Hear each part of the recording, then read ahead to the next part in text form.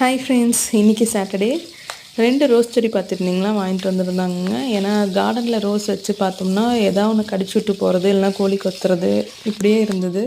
சரி, இந்த டைம் தொட்டியில் வளர்த்து பார்க்கலான்னு 2 ரோஸ் செடி வாங்கிட்டு வந்திருந்தாங்க. இது தொட்டியோட ரோஸோடு வந்திருந்தது. இனிமேல் வருதான்னு தான் பார்க்கணும்.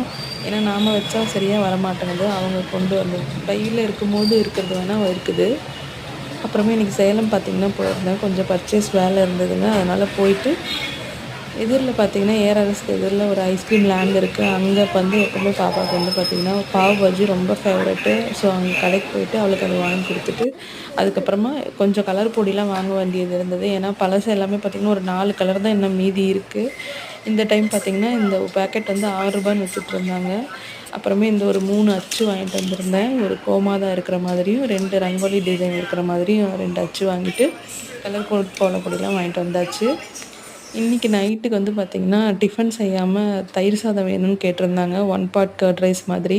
ஏன்னா ஒரு 2 மாதம் கிட்டே இந்த கிளைமேட்னால தயிரே கொடுக்காமல் இருந்தேன். சரி, இன்றைக்கி வந்து நைட்டுக்கு அது செஞ்சிடலாம் அப்படின்ட்டு 1 பாட் கர்ட் ரைஸ் செஞ்சுட்டு அதுதான் சாப்பிட்டுட்டு பார்த்துட்டே இருந்தாங்க. Thank you friends.